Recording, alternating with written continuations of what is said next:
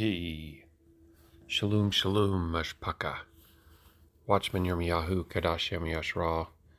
Pretty excited to be getting into this one. I think it's going to be pretty long. This is going to be, as you know, the 10 plagues. So as we continue to explore this concept of the army from the north, looking at the people and places of Scripture and through the lens of a last days or end times spiritual lens, taking temporal examples that Yahuwah has given us throughout redemptive history and applying them to spiritual truths in this end times. This is very exciting. I actually came across this information about 8 years ago, the first time, as an ex-gen, and I didn't agree with everything that the presenter said, but I did agree with quite a bit of it. And I think that obviously, we have the Exodus from the book of Exodus in the Bible, also a greater Exodus or a second Exodus that we're all looking forward to return to our King, to get up out of here. All the darkness, the crimes, the tyranny, the oppression, the suffering, the pain, all of it, family. And I think one of the concepts that we need to keep in mind here as we look back to Masha and Aaron, how they operate, how they deal with Pharaoh, how Yahuwah fights for us, how he gives them the words to speak. And this is what I really want to look at, and how we deal with wicked Ruach Ha'Qadash, and how we are bold and resolute and don't shrink back. So, without further ado, let's get into it.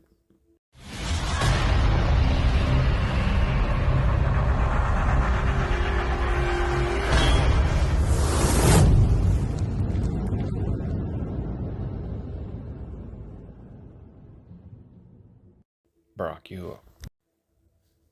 The 10 plagues. The plagues of Egypt, contrary to most mainstream circa teachings, are not simply the judgment and punishment of Yahuwah upon Pharaoh in Egypt. It's so much deeper, richer, and eternal in meaning when you understand what happened at the Tower of Babel, spiritual warfare, the scattering of the nations. Rather than watching over Adam and leading in wisdom and obedience to Yahuwah through Ra, the fallen angels began to seek and also encourage man to worship them rather than the Creator. This is the foundation of all worship before mighty ones, apart from Yahuwah, the Creator of heaven and earth, who alone is worthy. It's the source of Babylonian worship. Yahuwah called Abram out of Babylon, Ur, renaming him Abraham and renewing the oath of the brothers onto his seed, and onto him and his seed, and then calling them to worship Yahuwah alone. This renewed nation, Abrim, are to be a light on the hill, an example of the relationship between the Father and man, and a display of his esteem, Yahuwah's esteem. But just as the fallen, who did truly know better, Yashar'Al once again fell away from Yahuwah, and thus were exiled into Egypt for their adultery, spiritual fornication, and the worship of foreign mighty ones and idols, ones who were worshipped by the surrounding nations.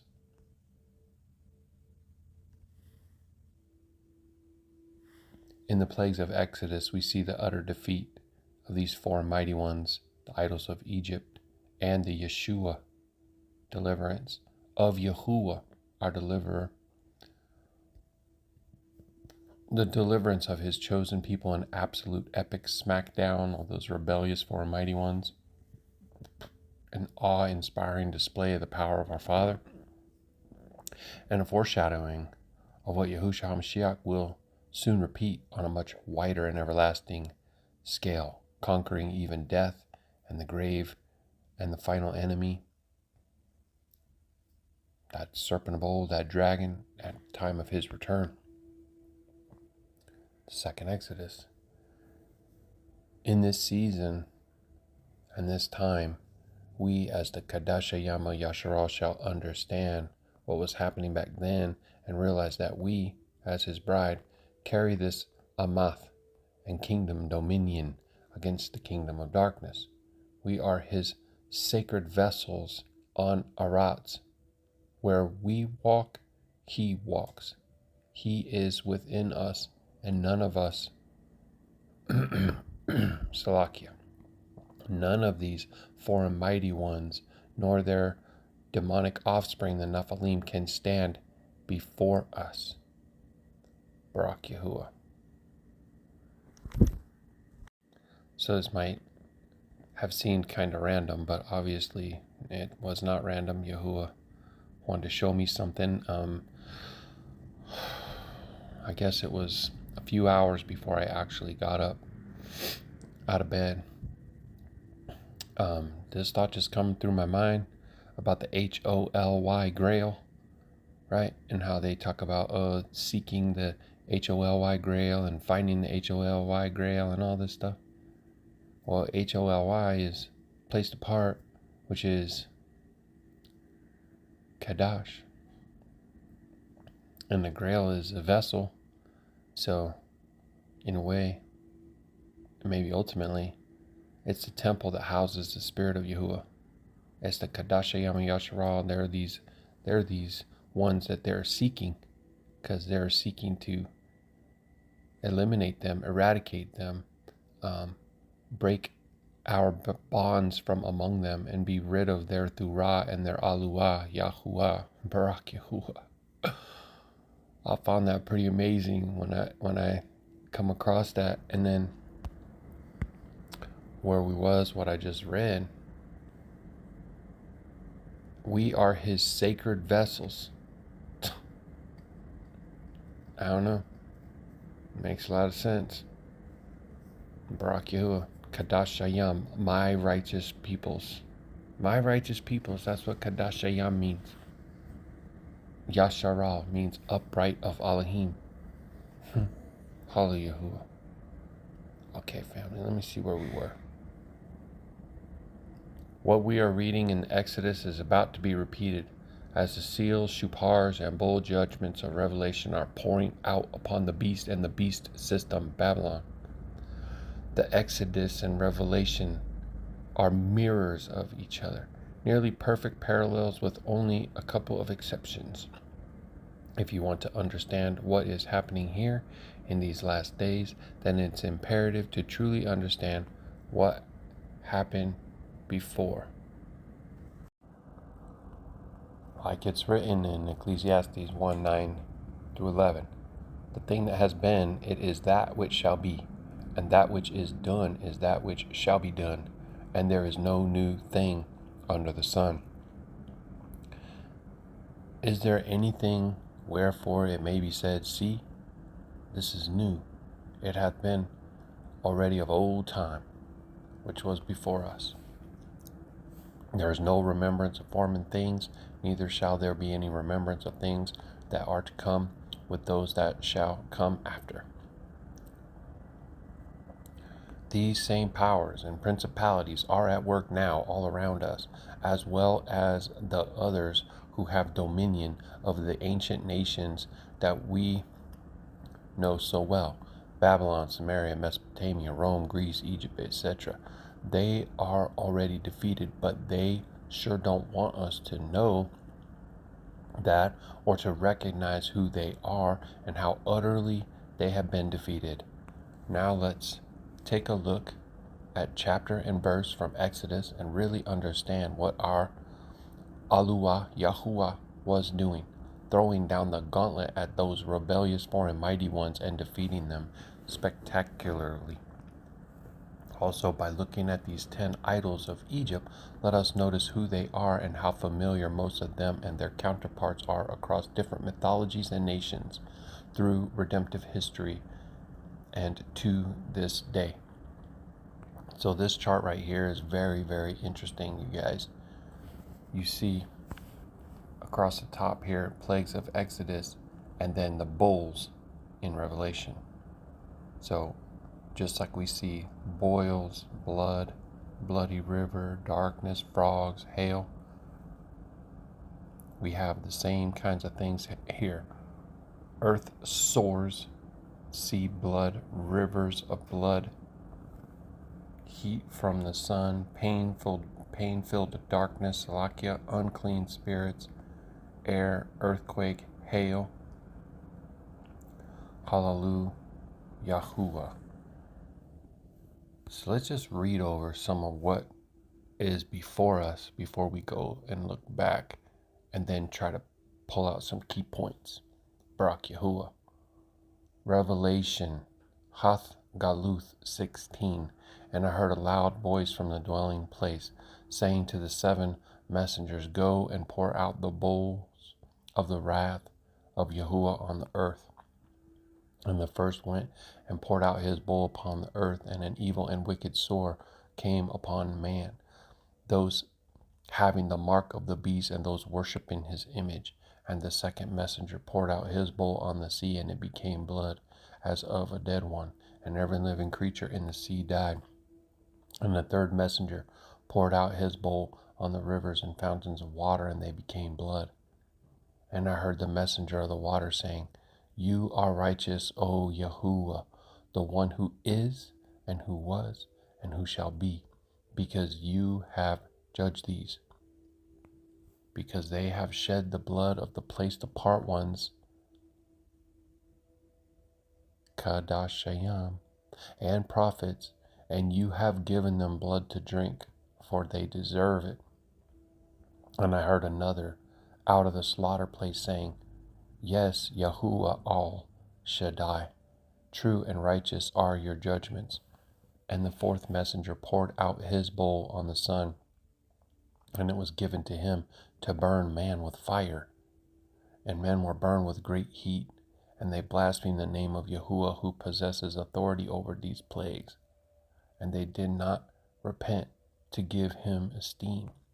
And the fifth messenger poured out his bowl on the throne of the beast, and his region became darkened, and they gnawed their tongues for pain, and they blasphemed Yahuwah of the heaven for their pain and their sores, and did not repent of their works. And the sixth messenger poured out his bowl on the greater river Euphrates, and its water was dried up, in order to prepare the way of the sovereigns from the east. And I saw coming out of the mouth of the dragon, and out of the mouth of the beast, and out of the mouth of the false prophet, 3 unclean spirits as frogs. For they are spirits of demons doing signs, which go out to the sovereigns of the entire world to gather them to the battle of that great day of Yahuwah, the Almighty. See, I'm coming as a thief.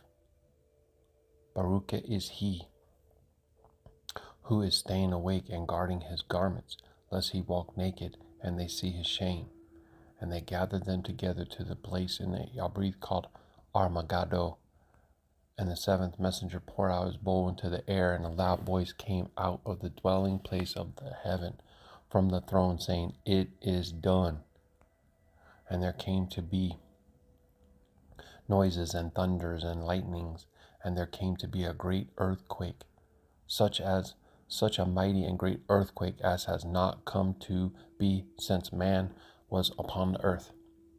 And the great city became divided into 3 parts, and the cities of the nations fell, and great Babel was remembered before Yahuwah, to give her the cup of the wine of the fierceness of his wrath. and every island fled away, and the mountains were not found. And great hail from the Shemaim fell upon man, even hailstones about the weight of a talent.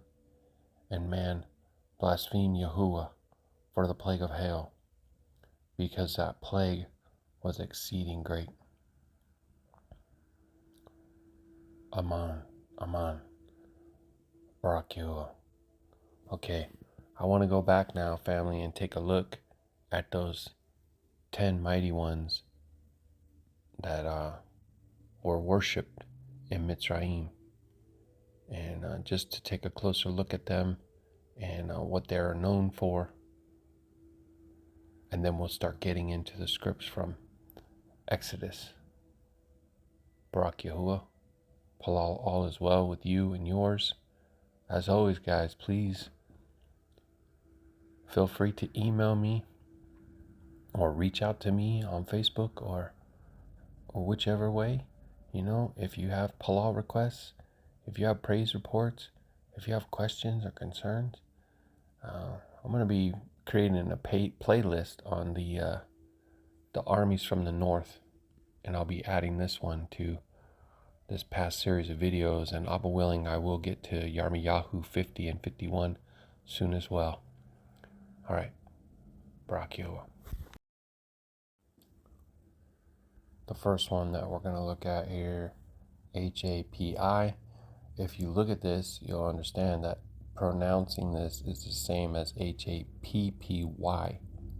That's why they got people saying this foreign mighty one's name all the time, right? Okay. Appearance, man with a pot belly shown with water plants. HAPI was a god of the Nile, and especially important to the ancient Egyptians because he brought the flood every year. The flood deposited rich silt on the banks of the Nile, allowing Egyptians to grow crops. HAPI was a god, the annual flooding of the Nile in ancient Egyptian religion. The flood deposited rich silt, fertile soil on the river banks, allowing the Egyptians to grow crops. HAPI was greatly celebrated among the Egyptians.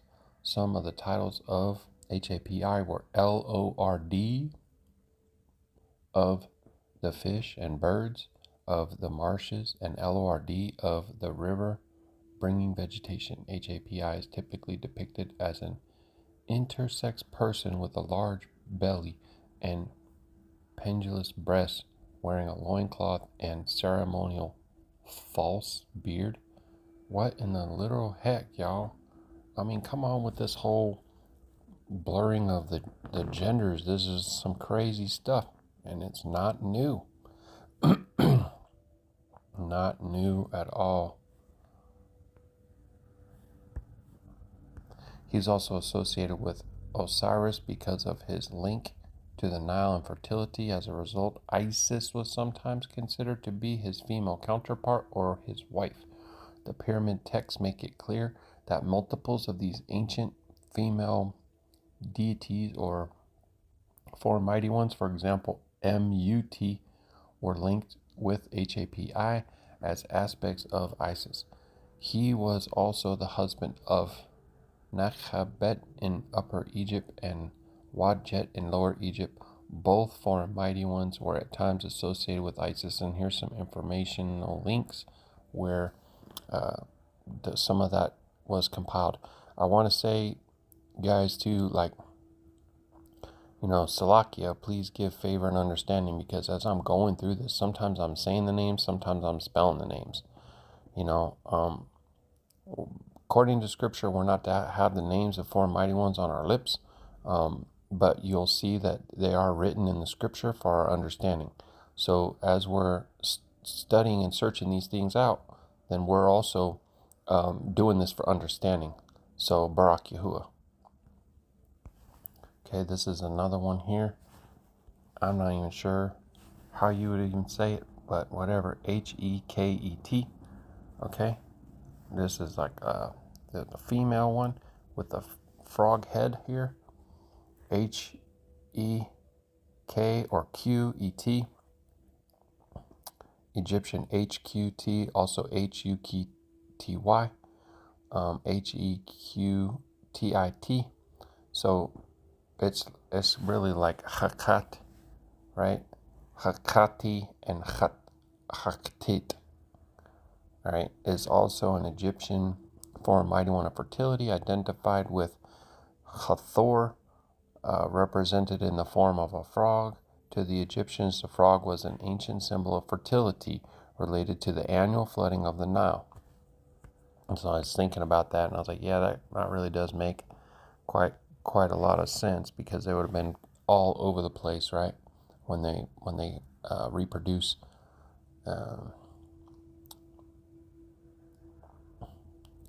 Okay. Ket was originally the female counterpart of Khnumu, or the wife of Khnumu, by whom she became the mother of Herur, Horur. It has been proposed that her name is the origin of the name of Hekate, the Greek foreign mighty one of witchcraft. All these foreign mighty ones' names are interchangeable from being scattered to all these different places at the Tower of Babel. So you'll have the same foreign mighty ones with multiple different names. And honestly, that's why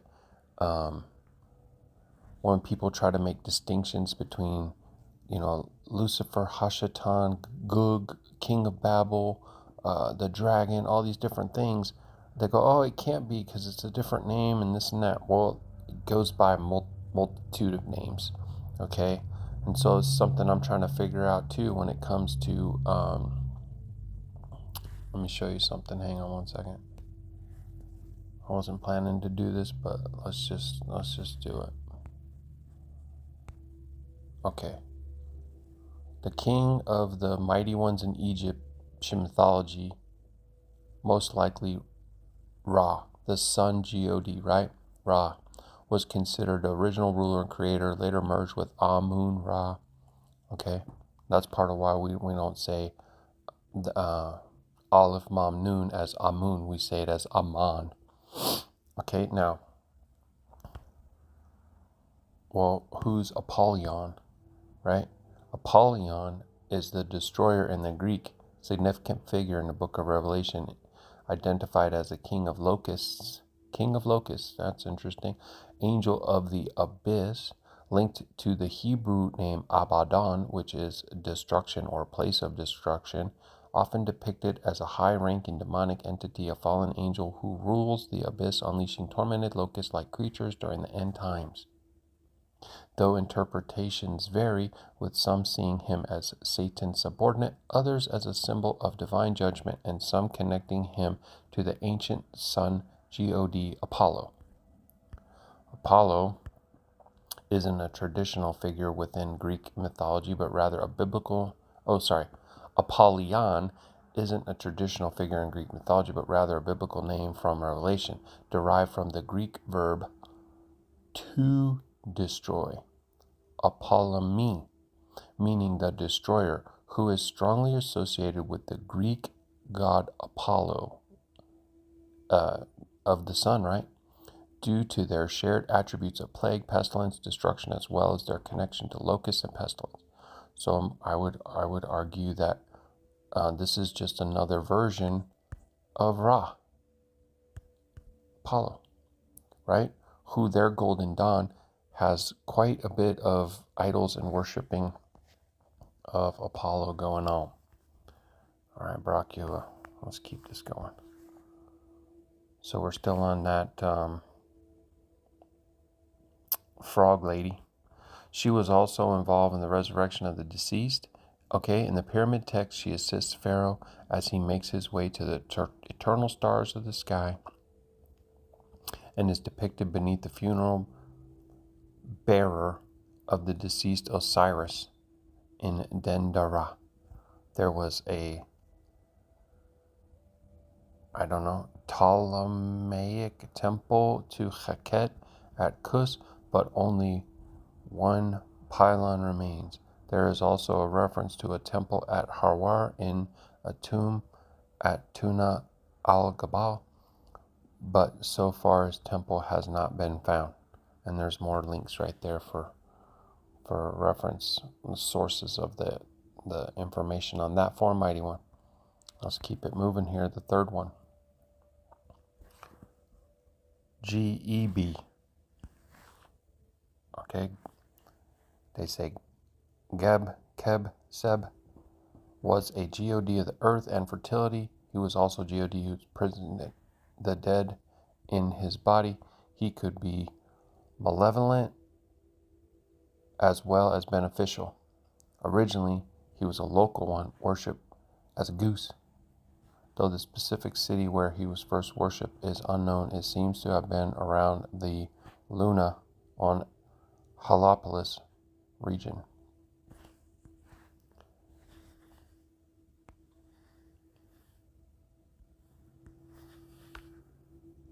Geb is lying under Nut, separated by Ma'at and Shu, who are seated in the boat known as the Great Cackler.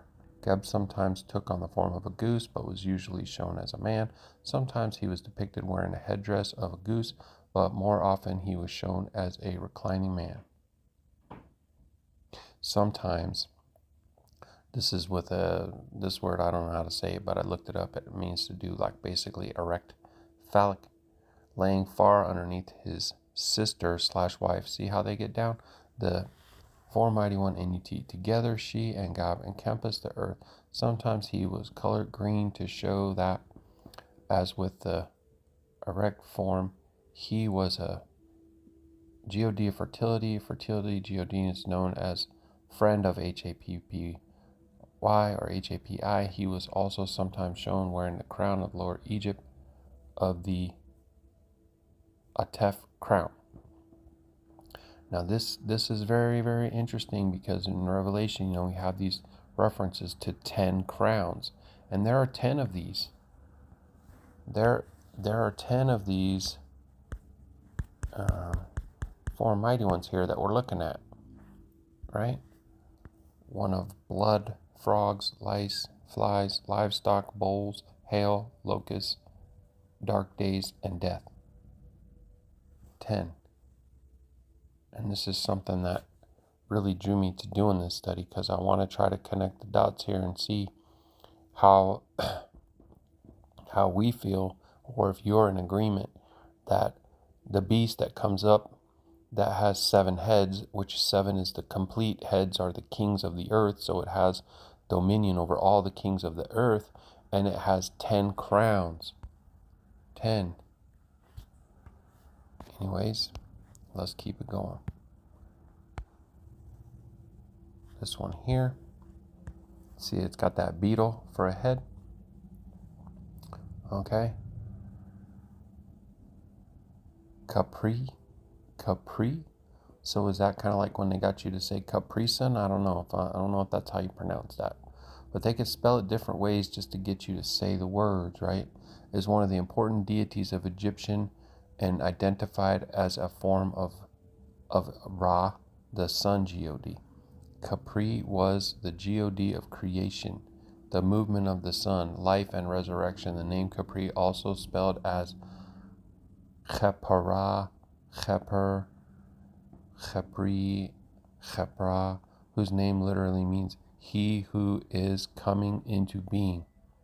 The root word of Capri also means to create, to transform, and also scarab beetle. His appearance portrayed as a man with the head of a scarab, or as a man wearing a scarab or dung beetle as a crown. Sometimes he depicted as a scarab beetle itself.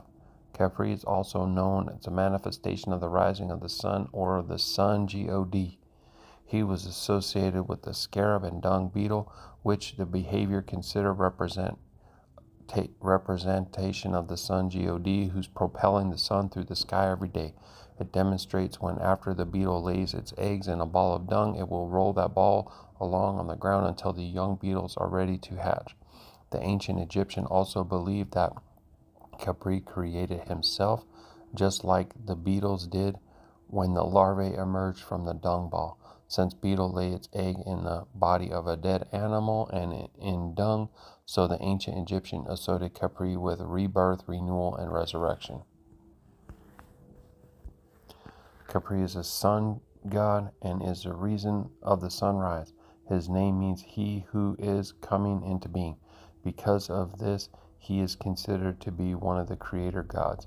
It was Capri that pushed the sun across the sky, which is almost exactly the same as a dung beetle, a scarab, and the Egyptian call it rolls, a pile of dung. Scarab beetle is a symbol of rebirth. They would lay their eggs in the dung and sometimes in other dead scarabs. Capri was the most famous of the insect gods. Okay. Well, we know none of that stuff is true. Ain't nobody over here trying to say this stuff is true, just going over what they believed. Okay? Their demon worship, four mighty ones, idols. Now we do see one here that's got the bull head, and it has the crescent and the sun disk. And this you'll see this in logos for pharmakia to this day. Okay, this one is named APIS or HAPIS, and also alternatively spelled Happy Ankh. Okay. In Egyptian mythology, Apis or Hapis Ankh is a sacred bull worship in the Memphis region. That's funny. Remember when Elon was saying Memphis, capital of Egypt? Maybe that's where our new god will come from. Identified as the son of Hathor, a primary deity in the pantheon of ancient Egypt. Initially, he was assigned a significant role in her worship, being sacrificed and reborn. Later, Apis also served as an intermediary between human and other power-filled deities, originally Ptah, later Osiris, then Atum. The cult of Apis originated at least as early as the first dynasty, 2925 to 2775 BCE. I don't know how reliable any of that information is, but it's very old. Like other bold deities, Apis was probably at first a fertility god concerned with the propagation of grain and herbs, but he became associated with Put, the paramount deity of the Memphis area, and also Osiris as Usur-Hapi and Sokaris, gods of the dead and the underworld, as Apis Atum. He was associated with the solar cult and was often represented with the sun disk between his horns. Okay.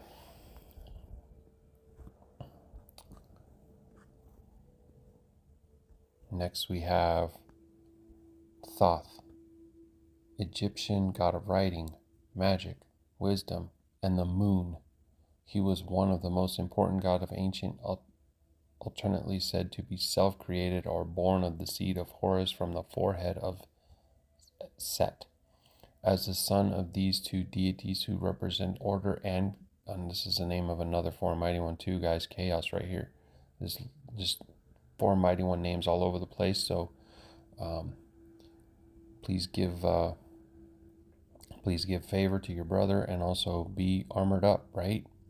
Respectively, he was also the god of equilibrium and balance, associated closely with both the principle of Ma'at, divine balance, and the goddess of Ma'at, who personified this principle. So he, she, just going the interchangeable thing again. Okay.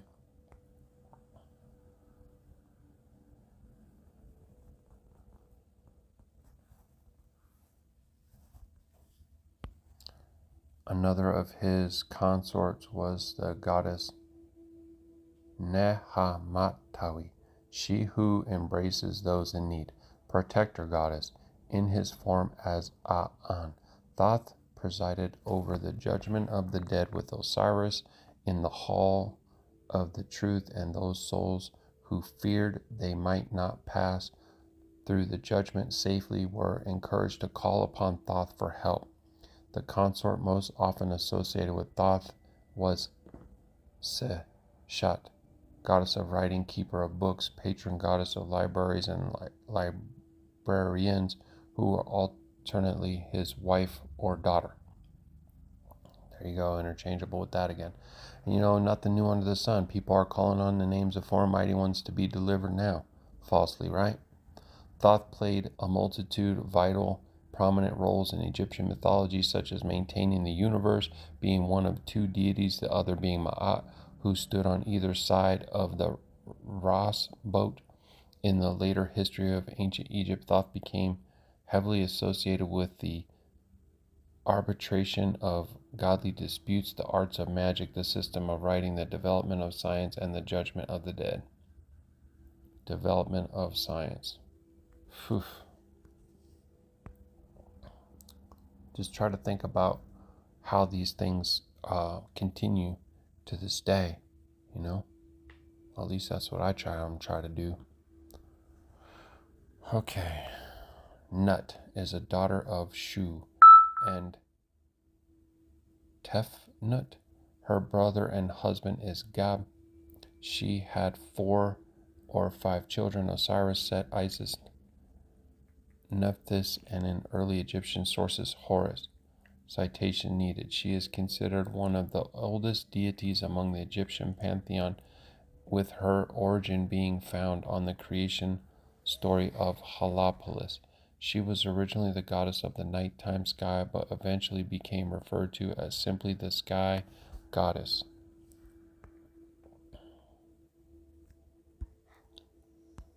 Her headdress was the hieroglyphic of part of her name, a pot, which may also symbolize the uterus. Mostly depicted in a nude human form, Nut was also sometimes depicted in the form of a cow whose great body formed the sky and heavens, a sycamore tree, or as a giant sow sucking a multitude of piglets, representing the stars, the fallen stars. And so also you see her as an arch over the top of the earth, like the firmament, right? Because of her role in the rebirth of the sun, she became a mother-like protector of the dead, who was often painted on the inside lid of a sarcophagus protecting the mummy. Her symbols, a wooden maquette ladder charm, was placed inside the tomb to help the deceased climb to the heavens.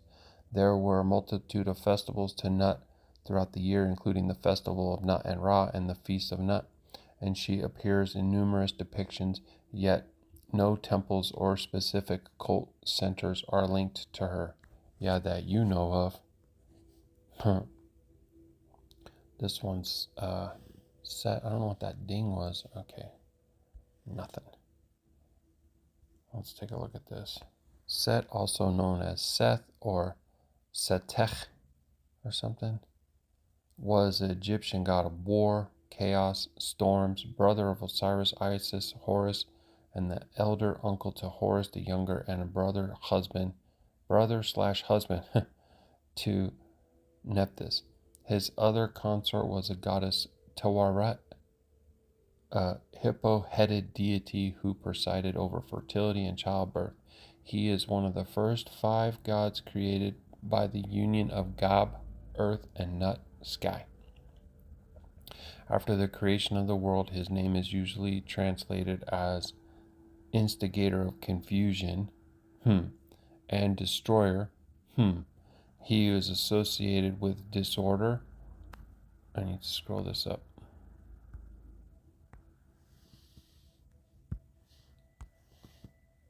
Foreign lands and people, and the color red. He is sometimes depicted as a red-haired beast with forked tail and cloven hooves, or a shaggy red dog-like animal.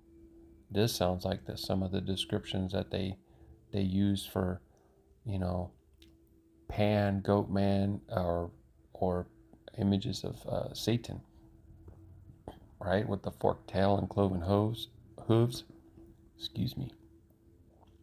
His symbols were the griffin, hippopotamus, crocodile, tortoise, but he was mainly associated with the serpent.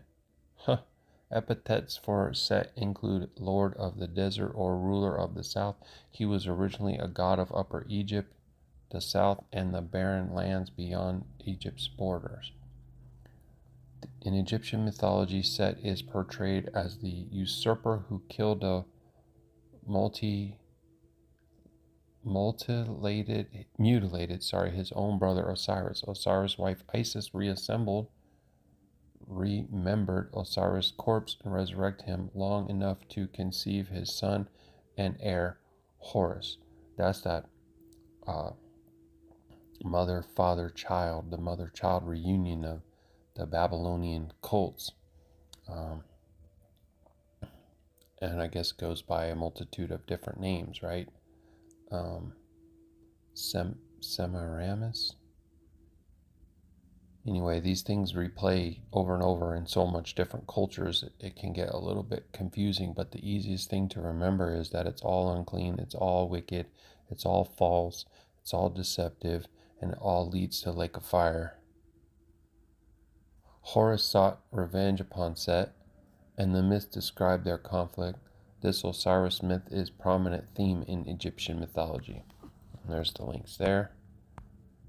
Okay, so this one is Horus.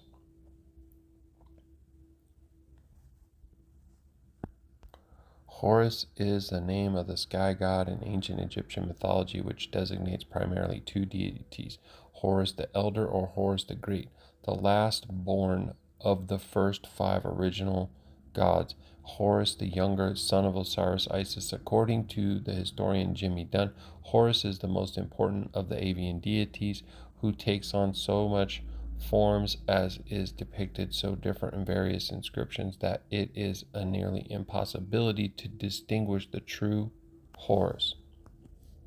It's kind of like reminding me of what I was saying. They like to have all that confusion and everything mixing. Horus is mostly a general term for a great number of falcon deities. While this is certainly true, the name Horus will usually be found to designate either the older god of the first five or the son of Isis and Osiris, who defeated his uncle Set and restored order to the land. Yeah, sure he did. The earliest recorded form of Horus is the tutelary deity of Nakan in Upper Egypt, who is the first known national god, specifically related to the king who in time came to be regarded as the manifestation of Horus in life and Osiris in death. The most commonly encountered family relationship describes Horus as the son of Isis and Osiris. He plays a key role in the Osiris myth and Osiris' heir and the revival to Set. The murder of Osiris in another tradition, Hathor is regarded as his mother and sometimes as his wife. Horus served multitude of functions, and most notably being a god of kingship and the sky. Okay, guys, appreciate your enduring through this. I think this is the last one. Osiris, this reminds me of that movie The Mask, where the dude was all green, and there's been a lot of depictions of green-faced male characters in movies and stuff. Anyways, Osiris from Egyptian, is an Egyptian god identified as the god of the afterlife, the underworld, and the dead, but more appropriately as the god of transition, resurrection, and regeneration. He was classically depicted as a green-skinned deity with a pharaoh's beard, partially mummy wrap at the legs, wearing a distinctive crown with two large ostrich feathers on either side, holding a symbolic crook and flail. I wonder if that's supposed to be some kind of a mockery of the rod and the staff. Anyways, I don't know. Osiris was at times considered the oldest son of the god Geb, though other sources state his father is the sun god Ra and the sky goddess Nut, as well as being brother and husband of Osiris.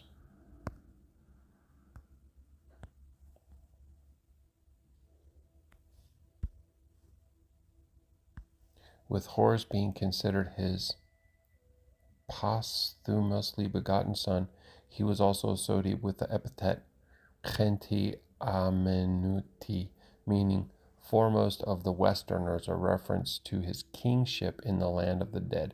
As a ruler of the dead, Osiris was also sometimes called the king of the living. Ancient Egyptians considered the blessed dead the living ones, though syncretism with Aya, he is also the god of the moon. Osiris was given a multitude of titles. He is sometimes referred to as the king of the living and the foremost of the Westerners. Both of these titles were given to him because of his being the ruler of the dead, whom the ancient Egyptians called Westerners of the living ones. Considered to be a merciful judge of the people in the afterlife, Osiris is also credited with the fertile flooding of the Nile, the sprouting of vegetation, and the granting of all life. Some of his other titles and attributes include Lord of Silence, Lord of Love, and he who is permanently being benign and youth-filled. Alright guys, Baruk Yahuah, we made it through that. We are going to go into Exodus and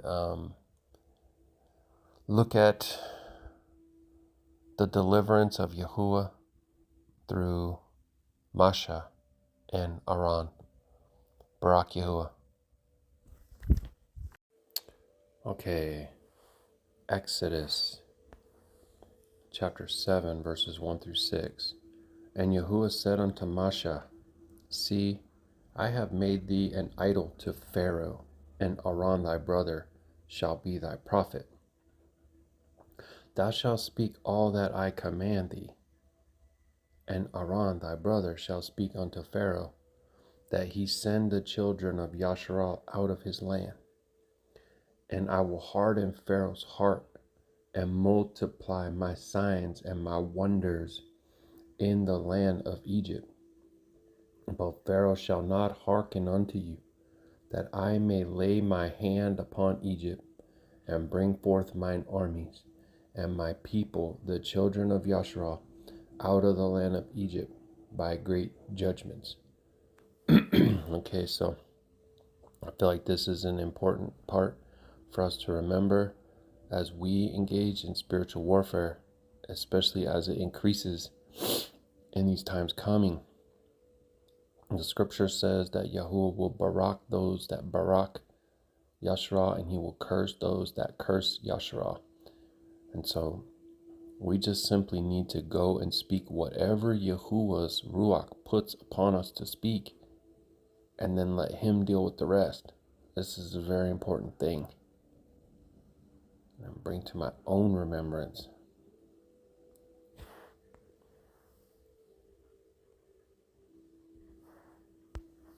And the Egyptians shall know that Ahaya Yahuwah, when I stretch forth my hand upon Egypt and bring out the children of Yashar'Al from among them.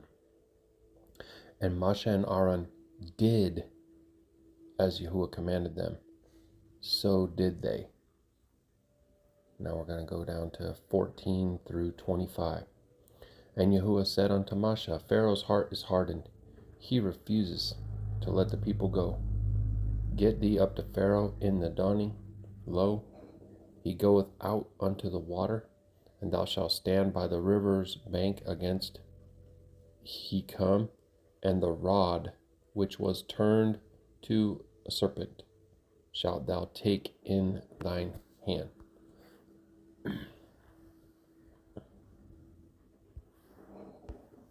And thou shalt say unto him, Yahuwah Aluah of the Abrim. This is the proper name.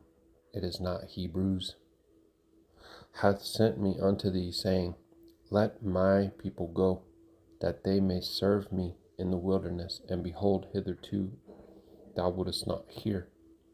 Thus saith Yahuwah, In this thou shalt know that I am Yahuwah. Behold, I will smite with the rod that is in mine hand upon the waters which are in the river, and they shall be turned to blood. And the fish that is in the river shall die, and the river shall stink, and the Egyptians shall loathe to drink of the water of the river. Baruk Yahuah.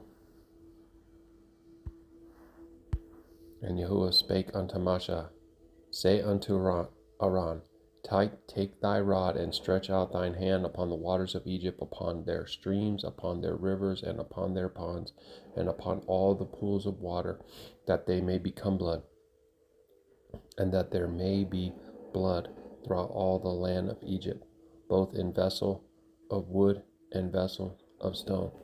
I do find it interesting about the whole 2x2 going out, 2x2, and Aaron being like having this role of a priest, and Moshe having a role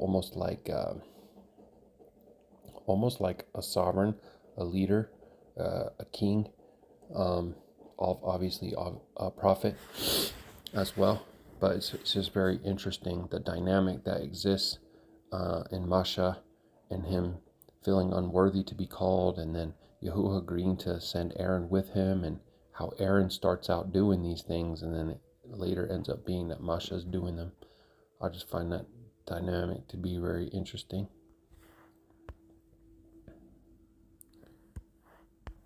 And Moshe and Aaron did so as Yahuwah commanded, and he lifted up the rod and smote the waters that were in the river in the sight of Pharaoh and in the sight of his servants, and all the waters that were in the river were turned to blood. And the fish that was in the river died, and the river stank, and the Egyptian could not drink of the water of the river, and there was blood throughout all the land of Egypt. And the magicians of Egypt did so with their enchantments, lying signs and wonders. And Pharaoh's heart was hardened, neither did he hearken unto them, as Yahuwah had said. Baruk Yahuah.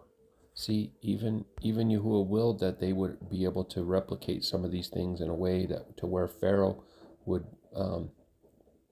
remain hardened of heart. And the scripture literally says that Yahuwah hardened Pharaoh's heart as well, and Pharaoh hardened his own heart too. There's reference in there. All right, let's keep going. And Pharaoh turned and went into his house, neither did he place his heart to this also. Hang on, did I skip some on accident? No, okay. We're okay. Slack your family. And all the Egyptians digged round about the river for water to drink, for they could not drink the water of the river. And 7 days were completed after that Yahuwah had smitten the river. Interesting. Now we'll move to chapter 8. And Yahuwah spake unto Moshe, go unto Pharaoh, and say unto him, thus says Yahuwah, let my people go, that they may serve me. And if thou refuse to let them go, behold, I will smite all thy borders with frogs. And the river shall bring forth frogs abundantly, which shall go up and come into thine house, and into thine bedchamber, and upon thy bed, and into the house of thy servants, and upon thy people, and into thine ovens, and into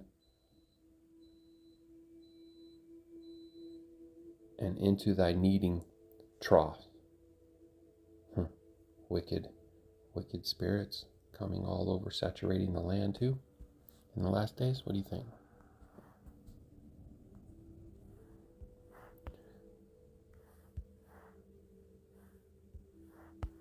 And the frogs shall come up both on thee and upon thy people and upon thy servant. And Yahuwah spake unto Moshe, say unto Aaron, stretch forth thine hand over thy rod, with thy rod over the streams, over the rivers, and over the ponds, and cause frogs to come up upon the land of Egypt. And Aaron stretched out his hand over the waters of Egypt, and the frogs came up and covered the land of Egypt. Baruk Yahuah. And the magicians did so with their enchantments, and brought up frogs upon the land of Egypt. There they go with their lying signs and wonders again, right? Which will deceive which will deceive a multitudes of peoples, and their hearts will be hardened. Then Pharaoh called for Moshe and Aaron and said, Entreat Yahuwah that he may take away the frogs from me and from my people, and let the people go, that they may do sacrifice unto Yahuwah. And Moshe said unto Pharaoh, Esteem over me, when shall I entreat for thee, and for thy servants, and for thy people, to destroy the frogs from thee and thy house, that they may remain in the river only? And he said, Tomorrow. And he said, Be it according to thy word, that thou mayest know that there is none like unto Yahuwah our Aluah. Barak Yahuah. And the frogs shall depart from thee and from thy house, and from thy servant and from thy people.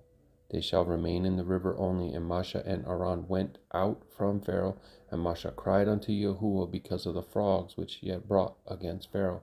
And Yahuwah did according to the word of Moshe, and the frogs died out of the houses and of the villages and of the fields, and they gathered them together unto heaps, and the land stank.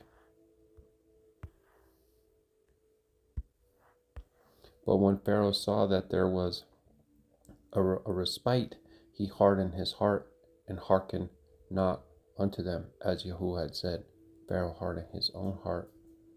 And Yahuwah said unto Moshe, Say unto Aaron, Stretch out thy rod and smite the dust of the land, that it may become lice throughout all the land of Egypt. And they did so. For Aaron stretched out his hand with his rod, and smote the dust of the earth, and it became lice in man and in beast. And all the dust of the land became lice throughout all the land of Egypt. And the magicians did so with their enchantments to bring forth the lice, but they could not.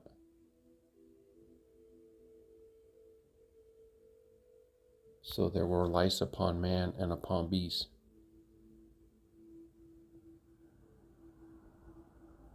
Then the magician said unto Pharaoh, This is the finger of Aluah.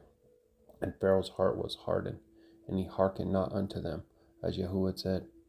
And Yahuwah said unto Moshe, Rise up early in the dawning, and stand before Pharaoh. Lo, he cometh forth to the water, and say unto him, Thus saith Yahuwah, Let my people go, that they may serve me. Else, if thou wilt not let my people go, behold, I will send swarms of flies upon thee, and upon thy servants, and upon thy people, and into thy house, and the house of the Egyptians shall be filled with swarms of flies, and also the ground wherein they are. And I will sever in that day the land of Goshen, in which my people dwell, that no swarms of flies shall be there, to the end that thou mayest know that I am Yahuwah in the midst of the earth. And I will put a division between my people and thy people. Tomorrow shall this sign be. Baruk Yahuah. And Yahuwah did so. And there came grievous swarms of flies into the house of Pharaoh, and into his servant's house, and into all the land of Egypt. And the land was corrupted by reason of the swarm of flies. And Pharaoh called for Moshe and for Aaron, and said, Go ye, sacrifice to your Aluah in the land. And Moshe said, It is not meet so to do, for we shall sacrifice the abomination of the Egyptian to Yahuwah our Aluah. Lo, shall we sacrifice the abomination of the Egyptians before their eyes? And will they not stone us? We will go 3 days' journey into the wilderness and sacrifice to Yahuwah Aluah, as he shall command us. And Pharaoh said, I will let you go, that you may sacrifice to Yahuwah your Aluah in the wilderness. Only you shall not go very far away. Entreat for me.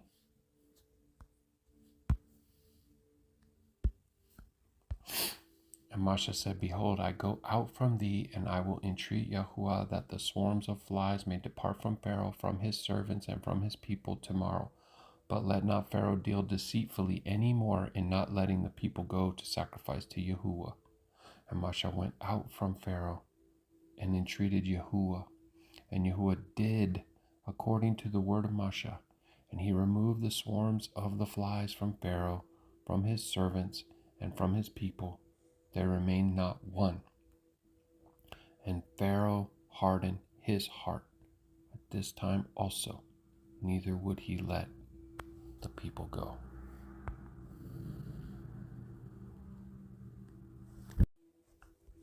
Okay. Exodus 9. Then Yahuwah said unto Moshe, Go in unto Pharaoh, and tell him, Thus saith Yahuwah Elohah of the Abrim, Let my people go, that they may serve me. For if thou refuse to let them go, and wilt hold them still, behold, the hand of Yahuwah is upon thy cattle which is in the field, upon the horses, upon the asses, upon the camels, upon the oxen, and upon the sheep. There shall be a very grievous murrain, and Yahuwah shall sever between the cattle of Yashar'Al and the cattle of Egypt, and there shall nothing die of all that is in the children of Yashar'Al. So only the Egyptians' cattle would die. Nothing will befall Yashar'Al.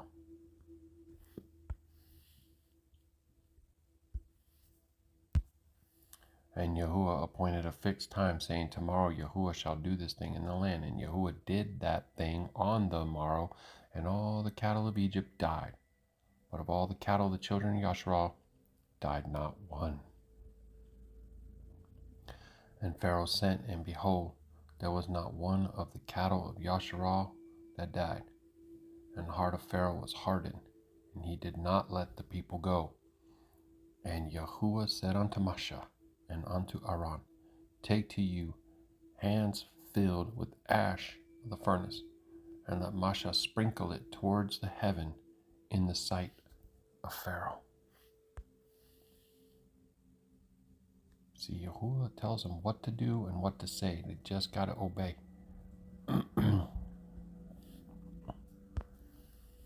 And it shall become small dust in all the land of Egypt, and shall be boil breaking forth with blains upon man and upon beast throughout all the land of Egypt. And they took ashes of the furnace and stood before Pharaoh, and Moshe sprinkled it up towards the Shamayim, and it became a boil breaking forth with blains upon man and upon beast. See, Moshe's doing it now. And the magicians could not stand before Moshe because of the boils, for the boils was upon the magicians and upon all the Egyptians. The boil was upon the magicians and upon all the Egyptians, Baruk Yahuah. And Yahuwah hardened the heart of Pharaoh, and he hearkened not unto them, as Yahuwah had spoken unto Moshe. Now it's saying Yahuwah hardened his heart, you see.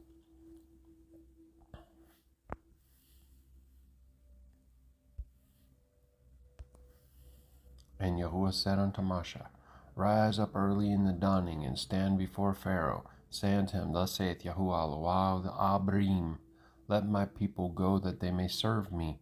For I will at this time send all my plagues upon thine heart, and upon thy servants, and upon thy people, and thou may know that there is none like me in all the earth. For now I will stretch out my hand, that I may smite thee and thy people with pestilence, and thou shalt be cut off from the earth. Just like in Revelation, everything will increase. It's increasing here. And in very deep for this cause have I raised thee up, for to show in thee my power, and that my name may be declared throughout all the earth. Yahuwah's purpose for Hashatan, Yahuwah's purpose for the anti-Mashiach, the false prophet, and all these other things. Showing his power, his esteem, that his name may be declared throughout all the earth, Baruk Yahuah. As yet exaltest thou thyself against my people, that thou wilt not let them go. Behold, tomorrow about this time I will cause it to rain a very grievous hail, such as hath not been in Egypt since the foundation thereof even until now. Send therefore now, and gather thy cattle, and all that thou hast in the field, for upon every man and beast which shall be found in the field, and shall not be brought home, the hail shall come down upon them, and they shall die.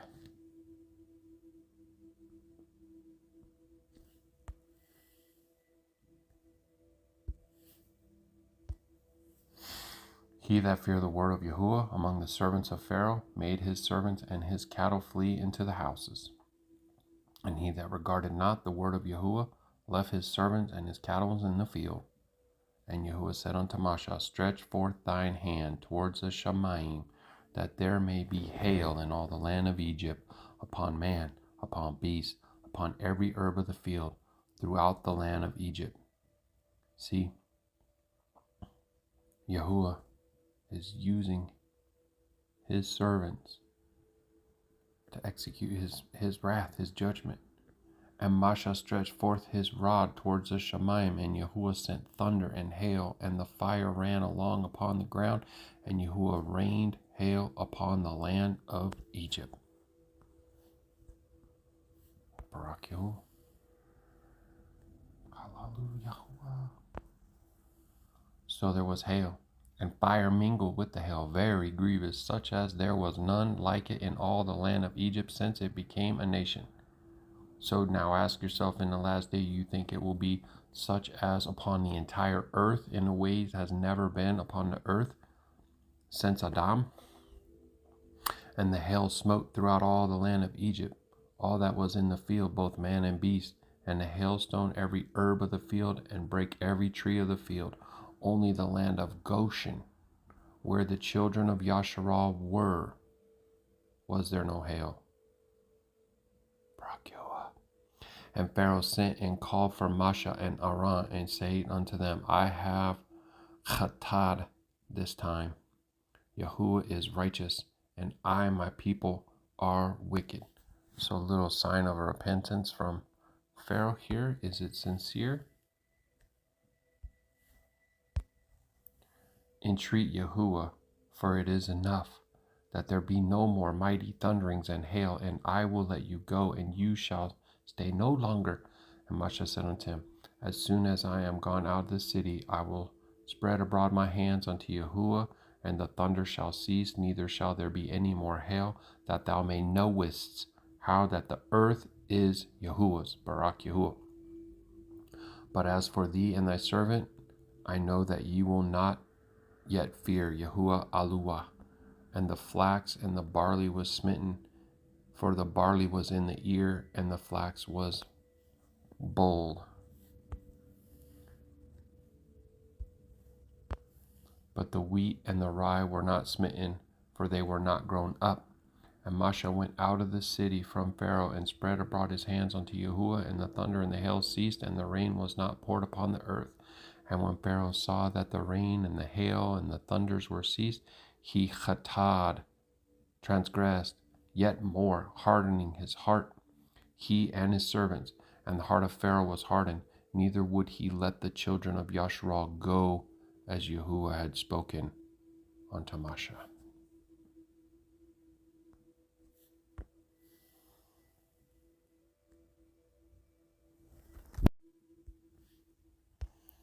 Exodus 10. And Yahuwah said unto Moshe, Go in unto Pharaoh, for I have hardened his heart, and the heart of his servants, that I might show thee these my signs before him, and that thou mayest tell in the ears of thy son and thy son's sons what things I have wrought in Egypt, and my signs which I have done among them, that you may know how that Ahayah, I am Yahuwah. And Moshe and Aaron came in unto Pharaoh, and said unto him, Thus saith Yahuwah Eloah of the Abarim, How long wilt thou refuse to humble thyself before me? Let my people go, that they may serve me.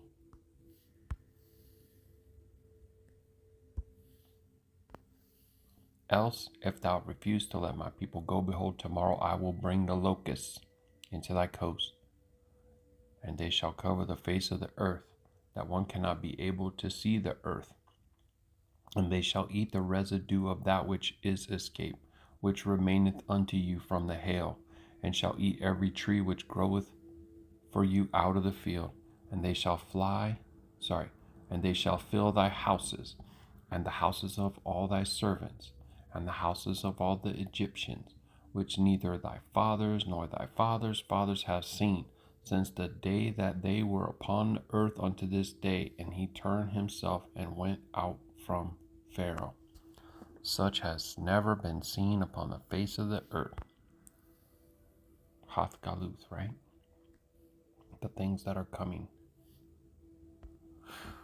And Pharaoh's servant said unto him, How long shall this man be a snare unto us? Let the males go, that they may serve Yahuwah their Aluah. Knowest thou not yet that Egypt is destroyed? And Moshe and Aaron were brought unto Pharaoh again unto Pharaoh. And he said unto them, Go serve Yahuwah your Aluah.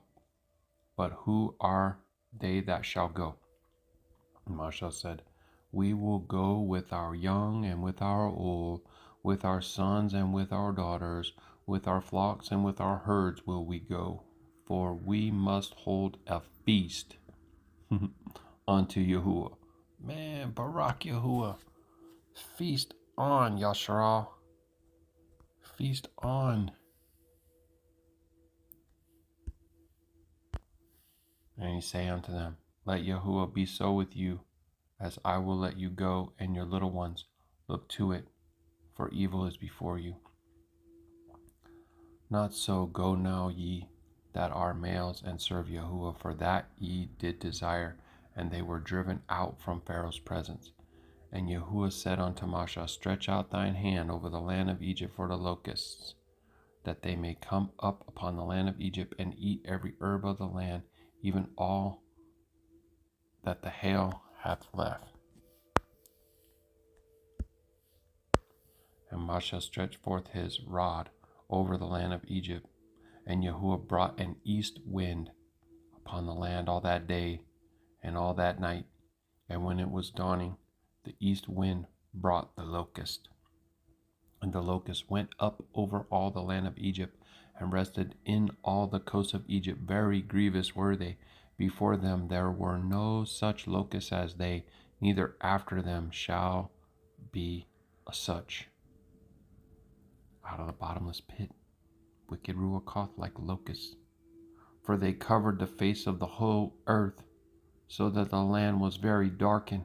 And they did eat every herb of the land, and all the fruit of the trees which the hail had left, and there remained not any green thing in the trees or in the herbs of the field through all the land of Egypt.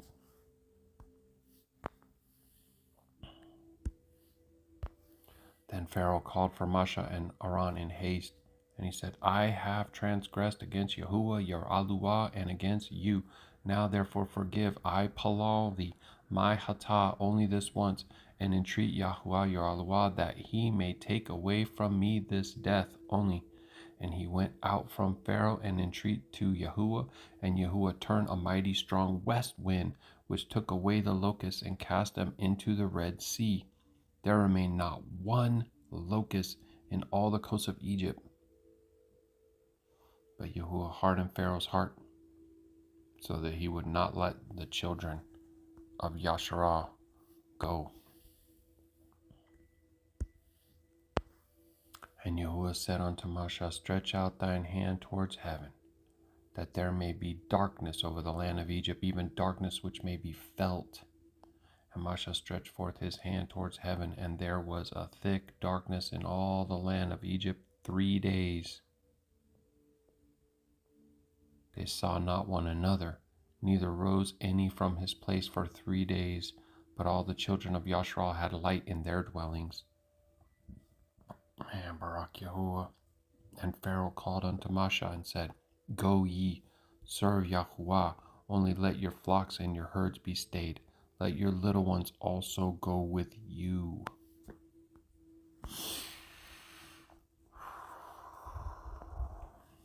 And Moshe said, Thou must give us also sacrifices and burnt offerings, that we may sacrifice unto Yahuwah our Aluah. Our cattle also shall go with us. There shall not an hoof be left behind, for thereof must we take to serve Yahuwah our Aluah, and we know not with what we must serve Yahuwah until we come thither. But Yahuwah hardened Pharaoh's heart, and he would not let them go. And Pharaoh said unto him, Get thee from me, Take heed to thyself, see my face no more, for in that day thou seest my face, thou shalt die.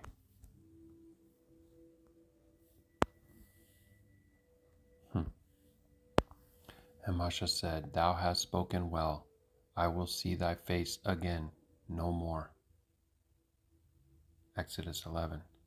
And Yahuwah said unto Masha, Yet will I bring one plague more upon Pharaoh and upon Egypt. Afterward he will let you go hence.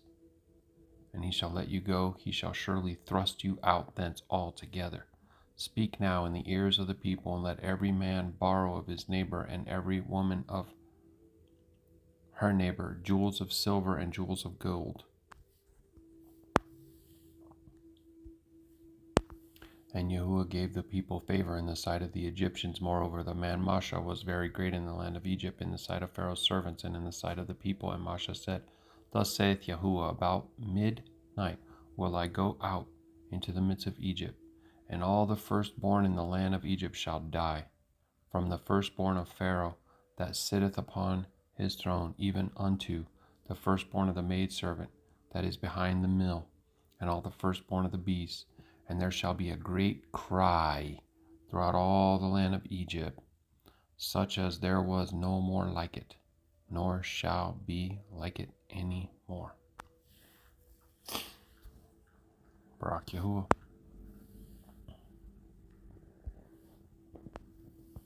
But against any of the children of Yashar'Al shall not a dog move his tongue against man or beast, that you may know how that Yahuwah doth put a difference between the Egyptians and Yashar'Al, or the Adamites,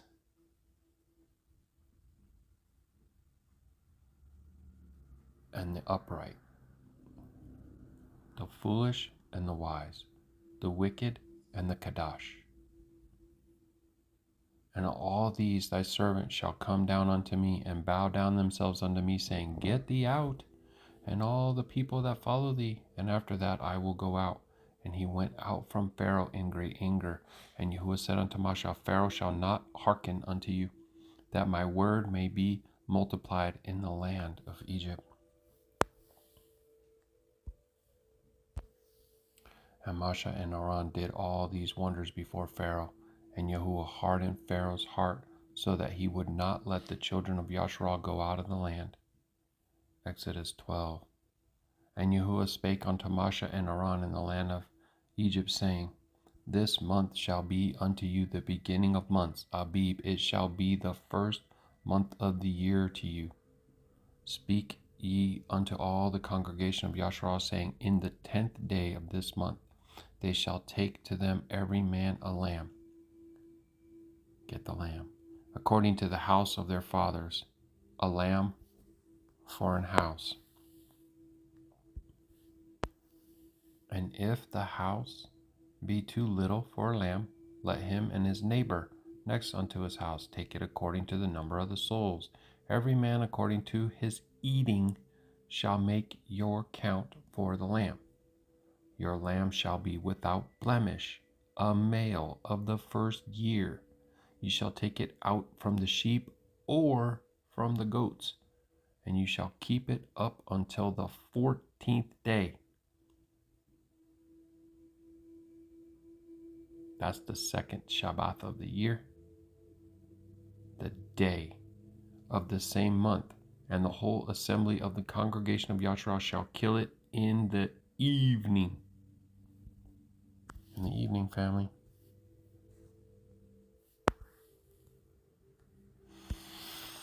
Baruk Yahuah. And they shall take of the blood and strike it on 2 side posts of the upper door posts of the house, wherein they shall eat it.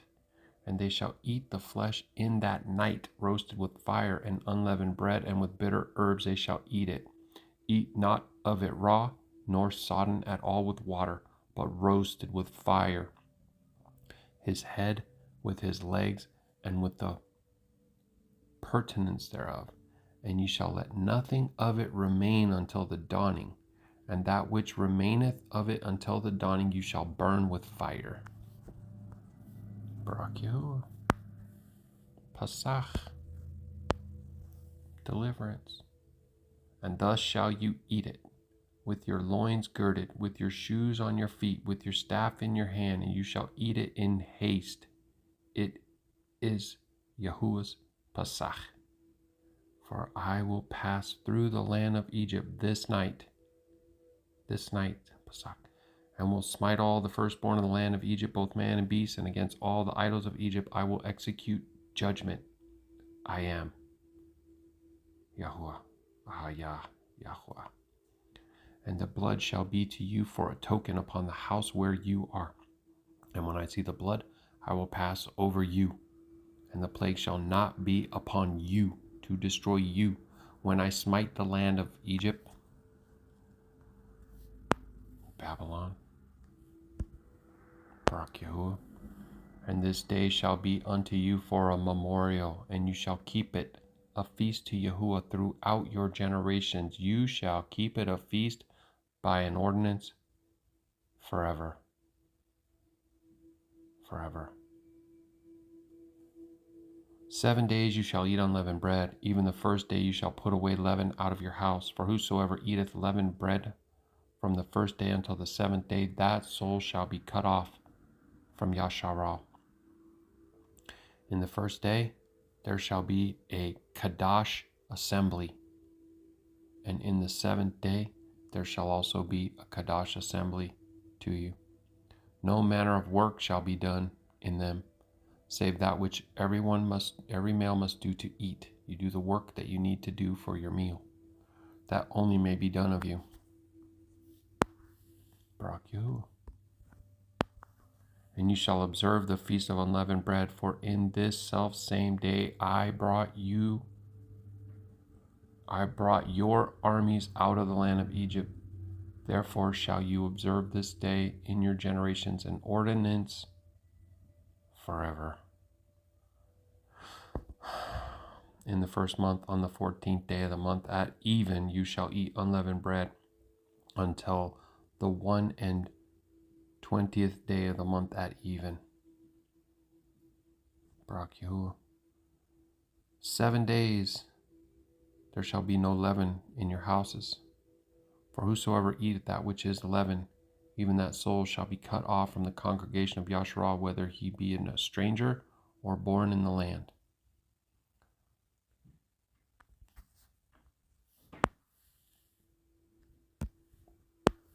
You shall eat nothing leavened in all your habitations. You shall eat unleavened bread. Then Moshe called for all the elders of Yashar'Al and said unto them, Draw out and take you a lamb according to your families, and kill the Pesach. And you shall take a bunch of hyssop and dip it in the blood that is in the basin, and strike the lintel and the 2 side posts with the blood that is in the basin. And none of you shall go out at the door of his house until the dawning. So remember when it said that there was going to be a great cry in the land? That's why we go inside, close the door, close all the blinds, and don't even peek out the window. Don't go out, don't peek out, nothing. Baruk Yahuah. For Yahuwah will pass through to smite the Egyptians. And when he sees the blood upon the lintel and the 2 side posts, Yahuwah will pass over the door and will not suffer the destroyer to come into your house to smite you. Remember we looked at Apollyon and Abaddon, and they're defined as destroyers. You shall observe the thing for an ordinance to thee and to thy sons forever. Forever. And it shall come to pass when you be come into the land which Yahuwah will give you, according as he hath promised, that you shall keep this service.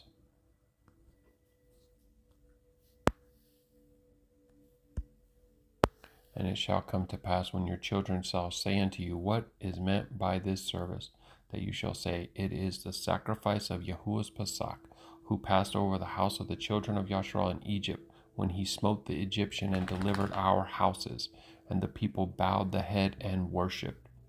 And the children of Yasharal went away and did as Yahuwah had commanded, and Moshe and Aaron, so did they, as Yahuwah had commanded. Baruk Yahuah.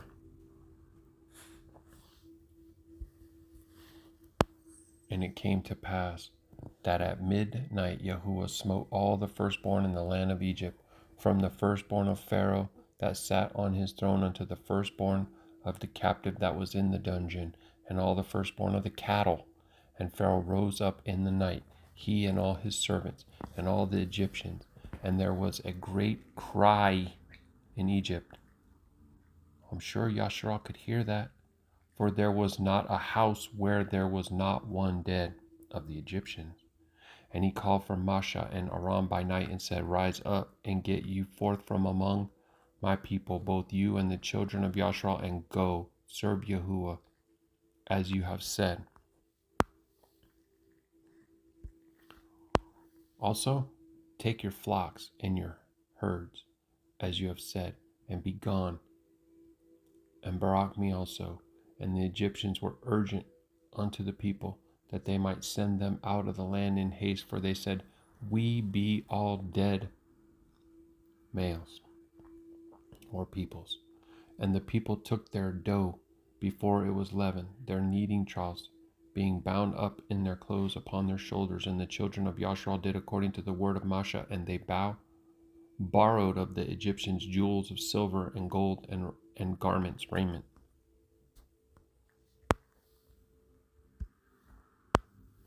And Yahuwah gave the people favor in the sight of the Egyptians, so that they lent them such things as they required, and they spoiled the Egyptians. Oops. So sorry, guys.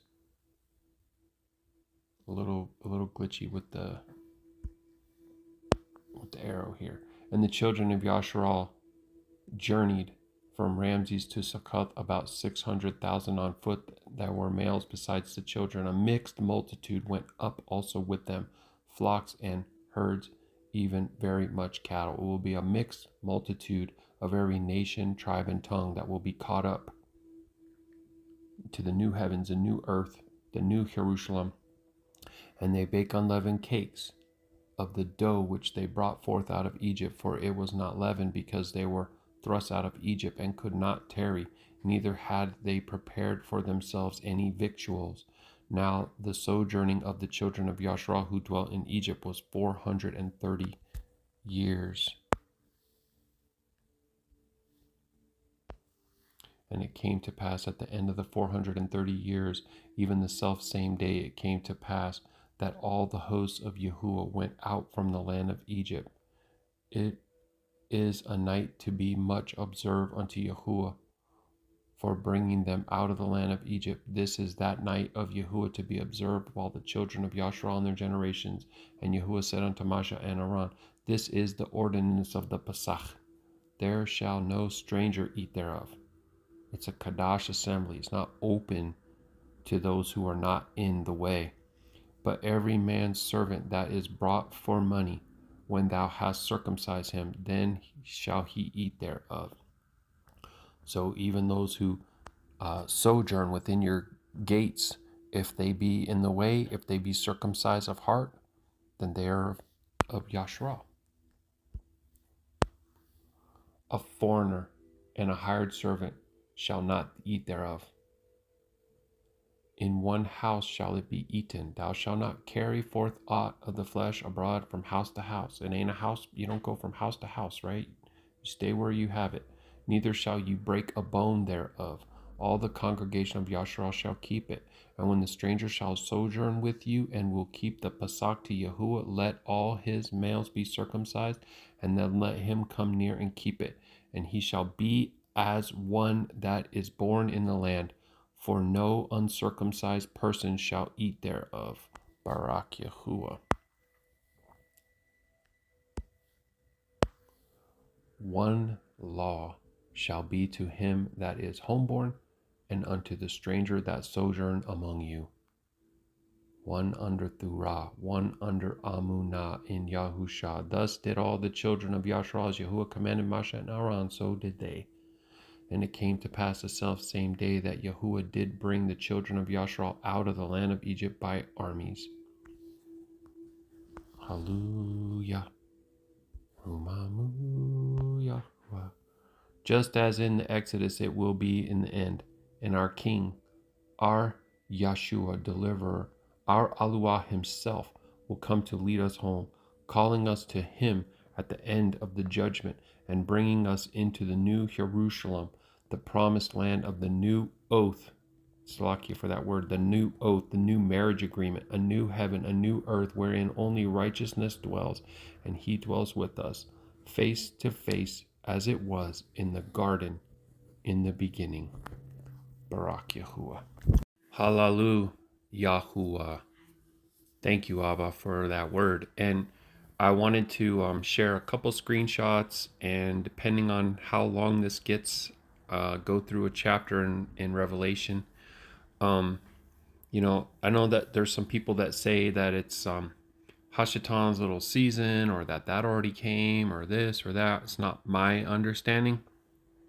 I actually believe that the scripture that says the beast that was and is not and shall be is that that Hashatan was loosed on the earth at a certain time, and then he was bound, and then he'll be loosed again for a short season before he's ultimately cast into the lake of fire.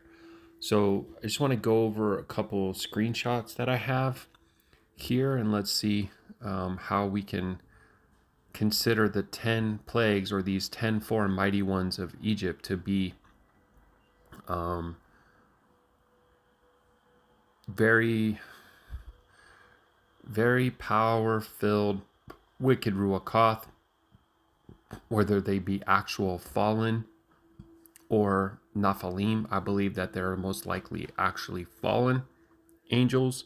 90% of the wicked Ruach of fallen and Nephilim bound by the request of Nach. And so when it talks about the key to the bottomless pit, and the bottomless pit being open and those wicked entities being released upon the earth, it's as in the days of Nach, so shall it be at the time of the return of the son of Adam. So that's my understanding.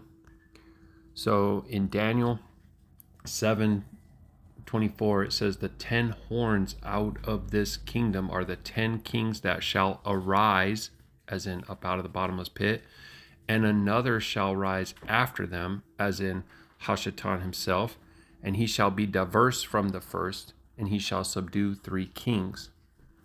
And in Revelation 17, verse 16, it says, and the 10 horns which you saw upon the beast, those shall hate the whore, or Babylon, or the beast system, Magog, and shall make her desolate and naked, and shall eat her flesh and burn her with fire. Baruk Yahuah. Revelation 13:1, and I stood upon the sand of the sea, and saw a beast arise up out of the sea, having 7 heads, or the completeness of dominion of the earth, the kings of the earth, and these 10 horns, or crowns, which I'm saying are these wicked ones that are going to be loosed out of the prison. And upon his horns 10 crowns, and upon his heads the name blasphemy. So all fallen angel worship, all demon worship, all idolatry is sourced by these wicked spirits that were supposed to, or fallen angels that were supposed to lead mankind in obedience to Yahuwah and worship of Yahuwah, but they wanted to receive the worship upon themselves, and they entered into this grand cosmic conspiracy. Revelation 9:11 says, and they had a king over them, which is the angel of the bottomless pit, whose name in the Abrit tongue is Abaddon. It means destroyer or place of destruction. But in the Yabani tongue, his name is Apollyon. So, and we went over those two earlier in the video. Revelation 17:8. The beast that you saw was and is not, so was on the earth, but now is not, because bound, and shall ascend out of the bottomless pit and go into perdition. And they that dwell on the earth shall wonder, whose names were not written in the Sephar of life from the foundation of the world, when they behold the beast that was and is not, and yet is, or will be, right? Baruk Yahuah. 17:12 and 13. And the 10 horns which you saw are 10 kings, which have received no kingdom as yet, but receive power as kings 1 hour with the beast, or a short season. The bottomless pit is open. These fallen entities, these the Egyptian mighty ones that we were looking at, that have different names in different Greek and Roman mythologies and stuff, loosed for this short season, this hour with the beast. These have one mind and shall give their power and strength unto the beast. So now they're going to be submitting themselves under Hashatan's leadership. Okay. I think the video is probably pretty long. We covered a lot. I want to go in on some of these things more in depth as Abba continues to make revelation. But so the armies out of the north is going to be the playlist I'm going to create for these. This is really a continuation in that whole series or understanding. And so palal, that it is somehow, Barak to you and to your house. And we just need to remember how we're to operate. We had the example in Exodus of Masha and Aaron, how they did and said exactly what Yahuwah commanded of them, and Yahuwah did all the works through them. So all esteem to our King, Yahusha HaMashiach, the Malak Sadak, and Baruk and Ahaba to you, Mashpaka, Shalom, Shalom. By the power and will of Yahuwah, Yahusha, the Messiah, the one who we love him because he first loved us, right? Because while we were yet enemies at enmity with the Most High, he humbled himself, he took on flesh, he took on the role of a servant, he lived a perfect, righteous, or Qadash life. He willingly laid his life down, no one took it from him. He bore our iniquities on his body. He was impaled on a tree. He was in the tomb 3 days, and he rose again in power, in sovereignty, in majesty, in all esteem. All esteem Yahusha. Yahusha comes in the name of the Father, Yahuwah. Baruk is he who comes in the name of the Most High.